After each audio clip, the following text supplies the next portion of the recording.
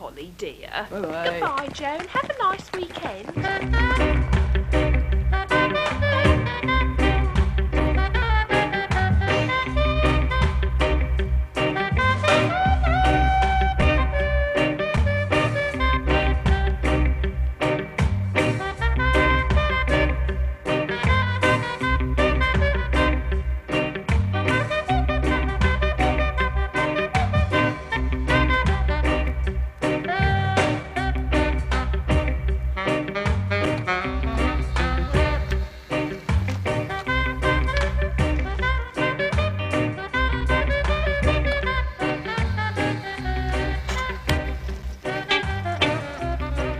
Of all the machines in the office, the computer is probably the most awe-inspiring.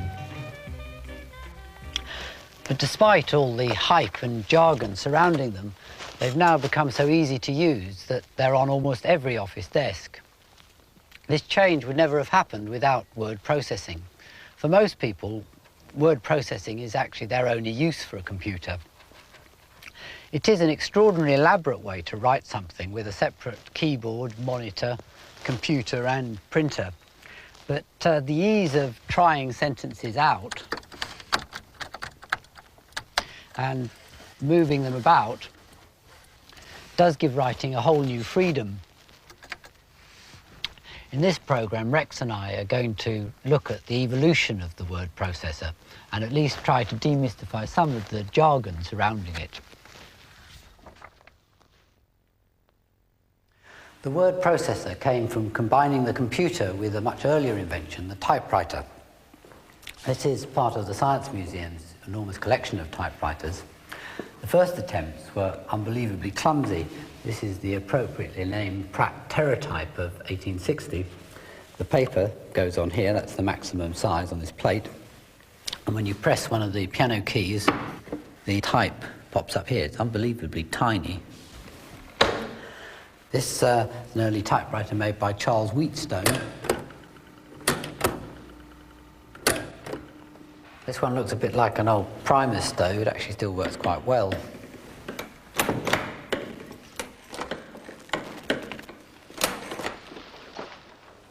Now this one, you put the paper in this brass frame with a bit of carbon over it, and then you put the writing ball down on top of it.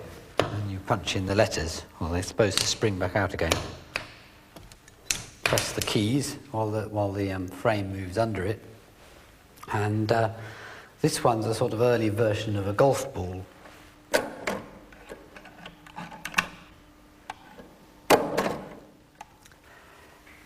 But this machine, the Scholes and Glidden from 1875, revolutionised the typewriter. This was the first one that could type faster than you could write by hand. It was the first machine to be mass-produced, and the first machine to have the QWERTY layout of the keys that's been used ever since. His machine appeared just at the time that offices were expanding rapidly. By 1900, typewriters had become an established part of any office, introducing a whole new workforce of women. Miss Smith, what can you tell us about your Model B? Right now, I wouldn't trade my typewriter for the world. The new improvements to typewriter ribbons and the new proportional spacing of my Model B, our business letters appear so elegant. And I've even increased my typing speed, too. One thing, though. I wish they'd invent a typewriter that could erase or eliminate errors. I'd never have to stop to erase again. Well, maybe someday. Word processors remove this problem because before everything's finally committed to paper, it's stored in a form that's easy to modify and manipulate in electrical circuits. If you are opening a machine up, it gives no obvious clue how it does this. It just reveals a maze of intricate circuits and a collection of inscrutable silicon chips. Tiny, even more complicated mazes of minute circuits. It's sort of worlds within worlds. However, all these tiny circuits are really just vast collections of transistors, just like this. And all each transistor does, if I just put it in this holder here, is to switch the electric current on and off. In theory, an entire computer could be made from enough transistor circuits like this. This computer board's all still connected up, and if I pause it for a minute, at any instant, every single transistor in the chip is either fully on or fully off. Everything that's fed into the computer has to be converted to a form that can be handled by the on-off language of the chips. Word processing uses a code called ASCII. The letters of the alphabet are converted to 7 bits that can each be on or off. So if I type a letter A, it's on, off, on. B is a different one.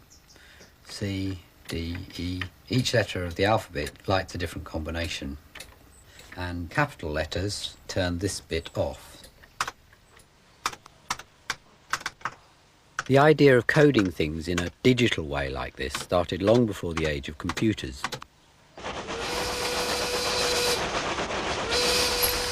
Have your tickets ready. All tickets, please. Well, howdy, ma'am. May I see your ticket? Sure. These tickets, called punch photographs, had lists which were punched out when the ticket was bought. All seems to match in here. Each space on the ticket could be punched or not punched, a primitive digital code. I like what I see. Have a nice day. Well, why, thank you. Hey, you suspicious-looking character. Give me your ticket. Sure. What?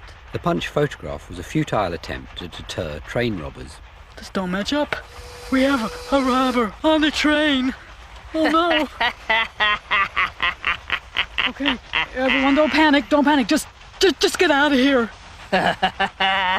This is my lucky day.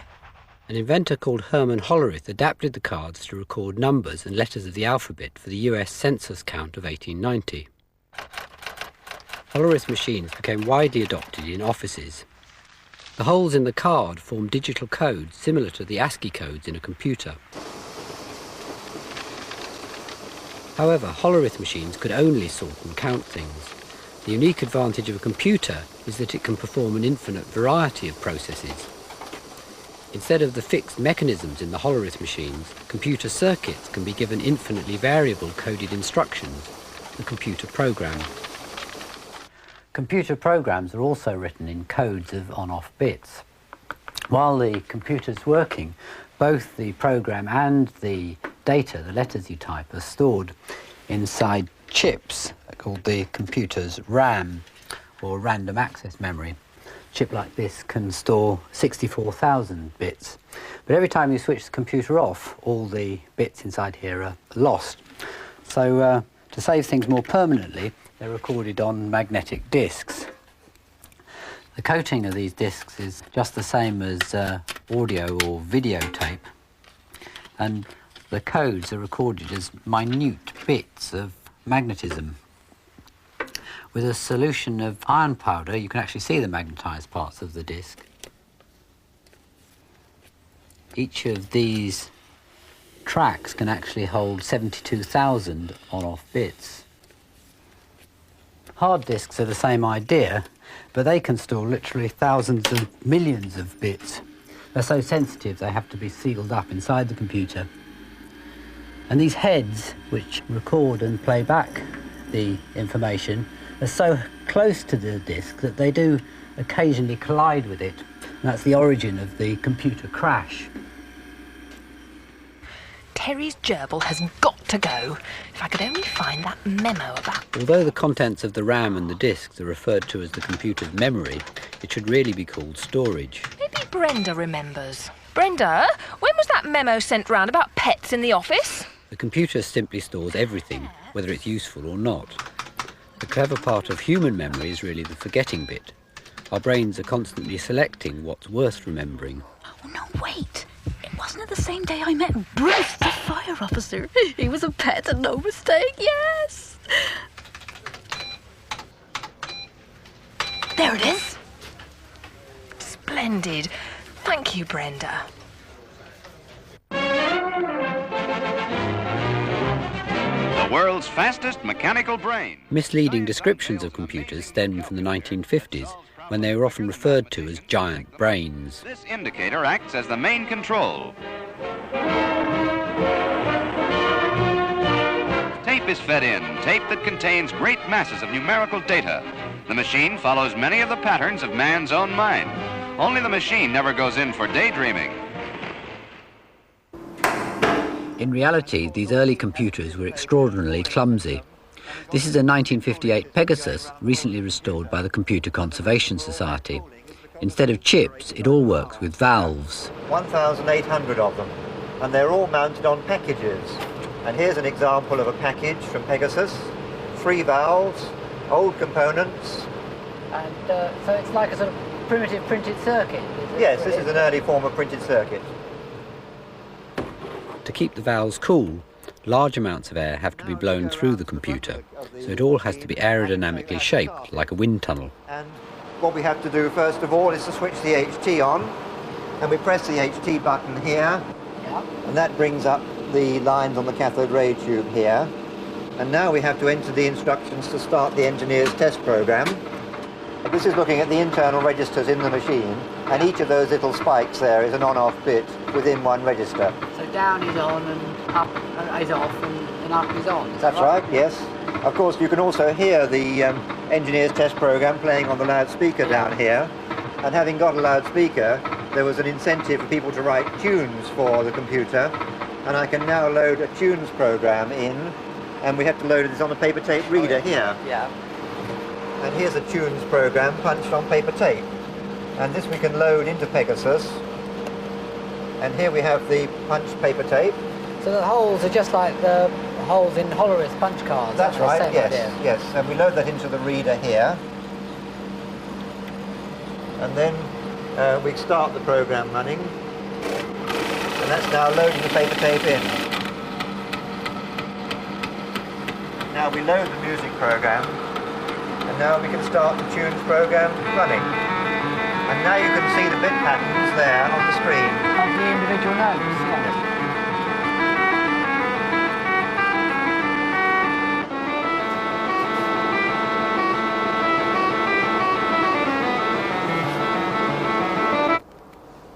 Writing programs on paper tape like this was very difficult. You didn't actually have to punch every individual hole. Instead, you used modified teletape machines like this. Each letter I press punches out a different combination of holes. Even so, it remains a very frustrating business because just one wrong key, and when the tape's transferred to the computer, the program won't run. As part of my engineering degree, I did a short computer course writing programs like this in 1970, and I don't remember ever getting a single program to run. The solution was to add a TV screen to the computer. This is one of the first computers to have one built in. It was introduced in 1969. Then with a special program called a line editor, if you ran this through the machine first, you could then write your own program, see what you were doing, and make adjustments and try it out as you went along. These line editor programs were really the forerunner of the modern word processor programs. I suppose that some of you are wondering what that television screen device is and what it has to do with the office of today. That equipment is called the IBM 3277 display terminal. Through its keyboard, characters are typed and displayed on the screen. Should the operator make an error, the backspace key works just like an eraser on a pencil, and the error disappears. Displaying everything like this needed a lot of circuitry. What made it practical was to miniaturize it all, combining the transistors into the first integrated circuits, or silicon chips. At first, these were relatively simple. This is an example. If I put one light in the output and two in the inputs, I can show you what it does. This is a comparing circuit. It switches the output on whenever the two inputs are the same as each other, either both off or both on. It switches the output off when only one input is lit. Even the simple comparing circuit can start to seem clever if it's working fast enough. I can put in one set of inputs the ASCII code for a letter A and compare it with the other set. The output will only switch on if the other set is another A. If I were to do this enough times, I could compare whole words. And this is the basis of sophisticated word processor spell checkers, comparing words that you've typed in with words that are stored in the computer's memory. This clock I made works entirely with these simple sorts of chips. You tell the time, the hours by the number of balls here, and the minutes by the amount of sand that's come through the hourglass. The chips are inside the High Priest's casket. It's his sort of box of mysteries. I usually decorate my circuits with tiny people. I like the idea of this sort of secret world which they're all keeping going. I use this clip-on meter to see what's actually going on inside the chips. That one's counting the seconds. This one's sort of storing various holding circuits, storing the current time. Well, although I've had quite a lot of trouble keeping the getting the mechanisms to work reliably, none of the chips have ever gone wrong.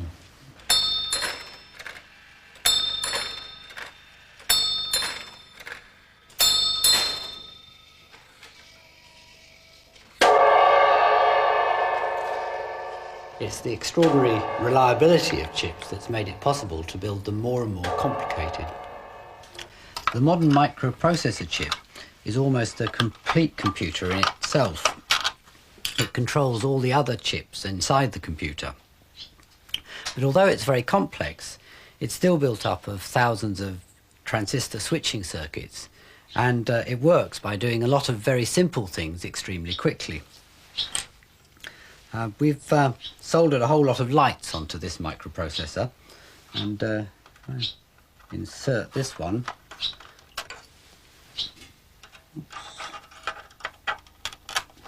Switch the computer on. I've now rigged this one up so that I can slow it down, and you can now actually see the bits of code moving around inside. These are either the coded letters or the instructions of what to do with them. Of course, in reality, this is actually switching at millions of times a second. Word processors could have remained highly expensive rarities, except for the dedicated hobbyists who started devising and selling personal computer kits made from microprocessor chips. By the early 80s, companies like Sinclair and Amstrad had started to sell ready-built personal computers. Many came complete with their own word processor programs. And inclusive word processing software. It's more than a word processor, for less than most typewriters. The last part of the word processor to be perfected was the printer. The first sort to appear were dot matrix printers. These have a memory which stores the shape of each letter in patterns of ons and offs. Then inside the machine there's a device like this. The ons and offs are used to power a group of electromagnets which push out a tiny row of steel pins.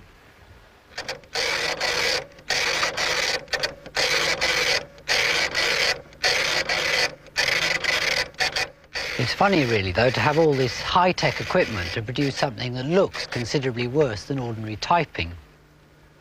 The next sort of printer to be developed was the daisy wheel. This has a plastic wheel with the actual type on, a bit like a typewriter.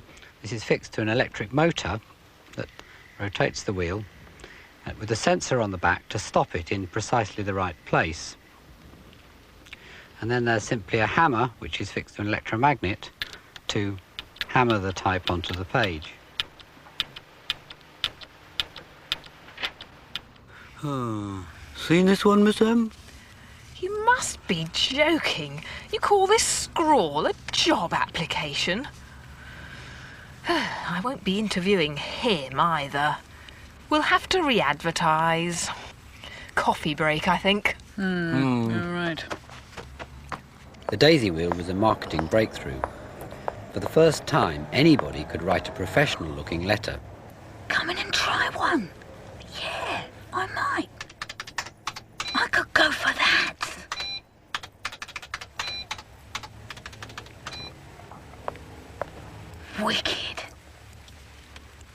This man looks very good. Don't you love the name? We'll see him. You? You're constantly get out of here. Wasting our How time. dare you? Outrageous. The success of the daisy wheel led to the development of much faster and quieter printers. These have returned to the idea of creating the letters out of patterns of dots like the pin matrix printers.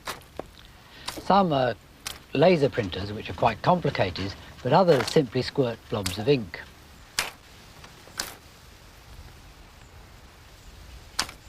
Although our homemade version is a bit crude, inkjet printers can actually squirt very tiny drops of ink with great accuracy. This is an actual print head. The computer powers tiny electric heating elements which create bubbles and force ink out through these tiny holes.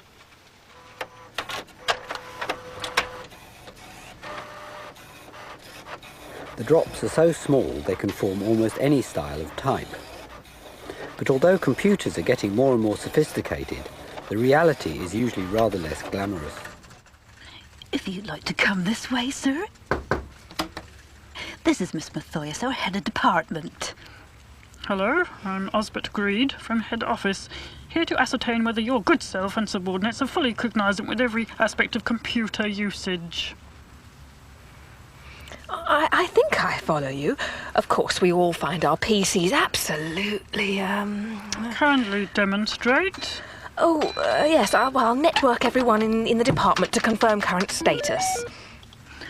Oh, Mr. Jones, put them manuals away.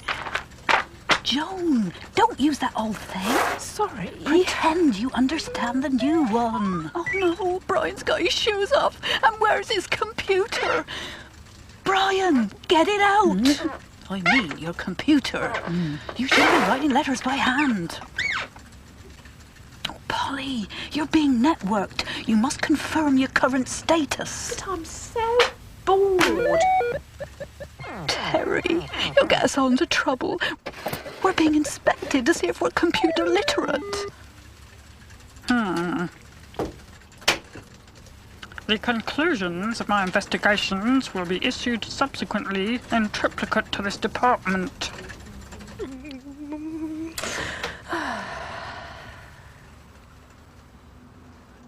The new computer users are completely helpless if something goes wrong. Everyone has stories of floppy disks introducing rogue instructions or viruses.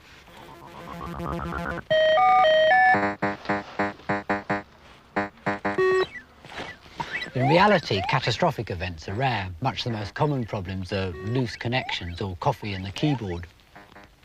The sheer complexity of the software, though, does lead to idiosyncrasies. Mine has a habit of occasionally freezing up, so that whatever I type, whatever keys I type, none of them do anything. The only way to sort it out is to switch the computer off and then switch it on again. And then I lose everything that I've typed in the last few minutes.